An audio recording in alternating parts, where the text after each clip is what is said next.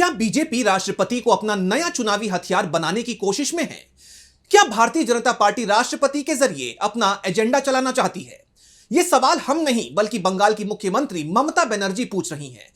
दरअसल ममता बनर्जी और केंद्र सरकार के बीच टकराव कोई नई बात नहीं है, लेकिन अब इस टकराव में राष्ट्रपति की एंट्री हो गई है। राष्ट्रपति द्रौपदी मुर्मू के हालिया बंगाल दौरे को लेकर प्रोटोकॉल, आदिवासियों की अस्मिता और चुनाव की टाइमिंग, इन तीनों मुद्दों ने बंगाल की राजनीति में उबाल ला दिया है। तो आखिर कैसे सियासत की भेंट चढ़ गया राष्ट्रपति का दौरा, और क्या वाकई राष्ट्रपति की आड़ में राजनीति करने की कोशिश में है बीजेपी? आज हम अपनी स्पेशल रिपोर्ट में इसी पर करेंगे बात। नमस्कार, मैं यश।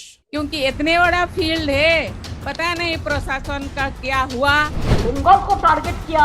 आपको पता है पॉलिसी की लैंग्वेज को रिकॉग्निशन कौन दिया? बंगाल ने दिया। ये राष्ट्रपति जी के अपमान के साथ साथ देश के संविधान का भी अपमान है।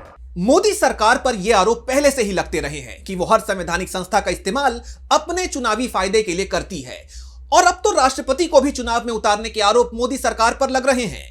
दावा किया जा रहा है कि बीजेपी अब पश्चिम बंगाल चुनाव में राष्ट्रपति द्रौपदी मुर्मू का इस्तेमाल कर रही है। यह बात तो अब सभी जानते हैं कि देश की राष्ट्रपति सबसे वंचित तबका माने जाने वाले आदिवासी समाज से आती हैं। देश की आबादी में आदिवासी समुदाय की हिस्सेदारी करीब 8% है, और पश्चिम बंगाल जहां 3-4 दिन में ही चुनावों का ऐलान होने वाला है, वहां आदिवासी आबादी करीब 6% की है। करीब 30 सीटों पर यह समुदाय निर्णायक स्थिति में है, और दावे किए जा रहे हैं कि बीजेपी राष्ट्रपति मुर्मू की मदद से आदिवासी वोटों को अपने पाले में करने की कोशिश कर रही है। लेकिन अब राष्ट्रपति खुद विवादों में घिरती दिखाई दे रही हैं। दरअसल राष्ट्रपति द्रौपदी मुर्मू बंगाल पहुंची थी एक अंतरराष्ट्रीय संथाल सम्मेलन में हिस्सा लेने के लिए, लेकिन वहां उन्होंने सीधे राज्य सरकार और मुख्यमंत्री ममता बनर्जी को ही निशाने पर ले लिया। राष्ट्रपति ने सार्वजनिक तौर पर अपनी नाराजगी जाहिर करते हुए कहा कि उनके स्वागत के लिए ना तो मुख्यमंत्री मौजूद थी और ना ही कोई मंत्री। प्रोटोकॉल का पालन ना किए जाने को लेकर उन्होंने यहां तक कह दिया कि प्रशासन ने जानबूझकर आयोजन के लिए ऐसी जगह चुनी जहां लोग आसानी से ना पहुंच सके। उन्होंने कहा, ममता दीदी मेरी छोटी बहन जैसी हैं, पता नहीं वो मुझसे क्यों नाराज थीं।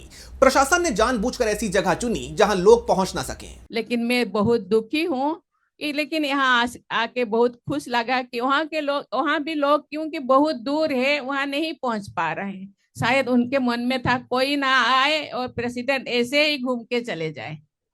आज उनका मन में ऐसा है तो फिर वो भी धन्यवाद है, क्योंकि जनरली देखा जाए तो प्रेसिडेंट आते हैं तो चीफ मिनिस्टर भी आना चाहिए, मंत्री भी आना चाहिए, लेकिन चीफ मिनिस्टर मैडम भी आए नहीं, और गवर्नर का तो तबादला हो गया है तो वो नहीं आ पाए। लेकिन क्योंकि डेट पहले से फिक्स था, इसीलिए मैं आ गई। राष्ट्रपति ने ममता बनर्जी को छोटी बहन तो कहा, लेकिन साथ ही प्रोटोकॉल के उल्लंघन का मुद्दा उठाकर उन्हें कटघरे में भी खड़ा करने की कोशिश की। वैसे सवाल तो ये उठ रहे हैं कि आखिर राष्ट्रपति को चुनाव के समय ही पश्चिम बंगाल की यात्रा करने की जरूरत क्यों पड़ गई? वैसे ये सवाल नए नहीं है। आप लोगों को याद होगा कि 2 साल पहले राजस्थान में विधानसभा के चुनाव हुए थे, तो उस वक्त देश के उपराष्ट्रपति जगदीप धनखड़, जो कि राजस्थान के ही रहने वाले हैं, उनके अपने प्रदेश के दौरे अचानक ही शुरू हो गए थे। वो हर हफ्ते राजस्थान पहुंचने लगे थे, जिसके चलते राज्य सरकार परेशान हो गई थी। उस वक्त प्रदेश में कांग्रेस की सरकार थी, अशोक गहलोत मुख्यमंत्री थे, और उनका भी कहना था कि अगर उपराष्ट्रपति महीने 2 महीने में एक बार आए तो हम उनका स्वागत करने के लिए तैयार हैं। इस वक्त चुनाव की तैयारियां कर रहे हैं और उपराष्ट्रपति रोज ही राजस्थान में आ धमक रहे हैं। हम प्रोटोकॉल का पालन कैसे कर पाएंगे? और अब कुछ ऐसा ही पश्चिम बंगाल में होता दिखाई दे रहा है। चुनाव के करीब आते ही संवैधानिक पदों पर बैठे लोगों के अचानक ही पश्चिम बंगाल के दौरे बढ़ गए हैं। इसे लेकर ममता बनर्जी भी कहां चुप रहने वाली थी। उन्होंने फौरन इसे लेकर बीजेपी पर निशाना साधा। उन्होंने साफ कहा कि राष्ट्रपति बीजेपी के जाल में फंसकर चुनाव के वक्त राजनीति कर रही हैं। राष्ट्रपति बीजेपी का एजेंडा चलाने आई थी। राष्ट्रपति बीजेपी के जाल में फंसकर चुनाव के समय राजनीति कर रही हैं। राष्ट्रपति आदिवासियों के नाम वोटर लिस्ट से हटाए जाने और दूसरे राज्यों में उन पर हो रहे अत्याचारों पर चुप क्यों हैं? राष्ट्रपति के कार्यक्रम में राज्य प्रतिनिधियों की गैर मौजूदगी के बारे में उन्हें दी गई जानकारी गलत थी। चुनाव से पहले ऐसे कार्यक्रमों में हमेशा शामिल होना उनके लिए संभव नहीं है।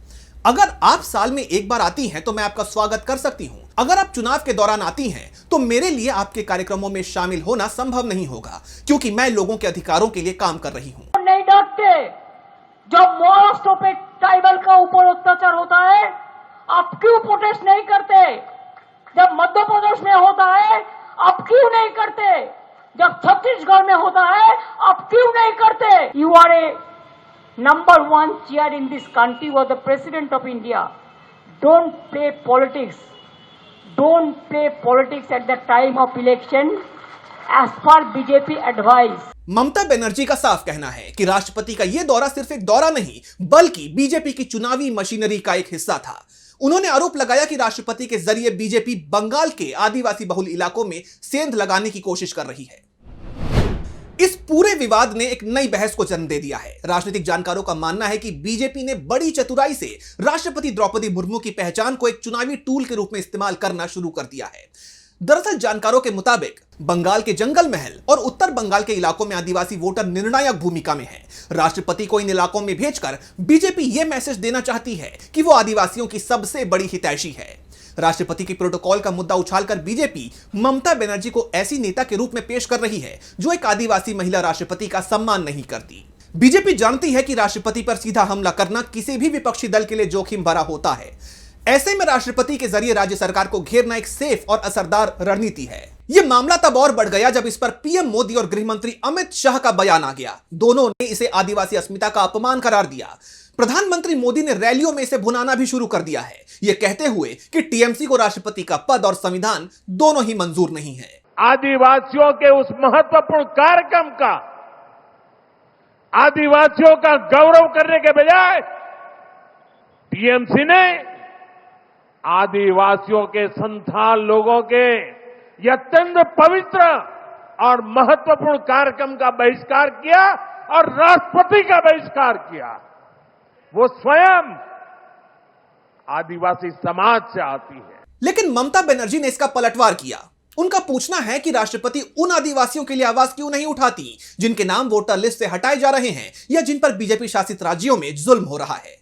ममता का यह सवाल बीजेपी को बैकफुट पर धकेलने के लिए काफी माना जा रहा है, क्योंकि यह सीधे तौर पर राष्ट्रपति की निष्पक्षता पर सवाल उठाता है। किसी भी लोकतंत्र में राष्ट्रपति का पद राजनीति से ऊपर माना जाता है, लेकिन बंगाल की इस जंग ने यह साफ कर दिया है कि चुनावी जीत के लिए अब कोई भी मर्यादा सुरक्षित नहीं है। बीजेपी अगर राष्ट्रपति को अपने चुनावी टूल किट का हिस्सा बना रही है तो ममता बनर्जी भी उन्हें एक राजनीतिक प्रतिद्वंदी की तरह ही ट्रीट कर रही है।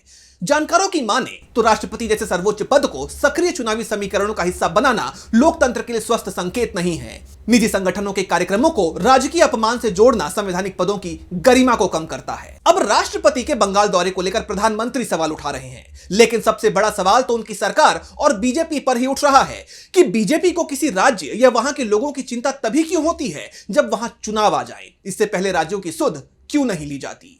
तो फिलहाल आज की इस स्पेशल रिपोर्ट में बस इतना ही। इसी तरह की तमाम रिपोर्ट्स के लिए देखते रहिए डीबी लाइव। मुझे दीजिए इजाजत, नमस्कार।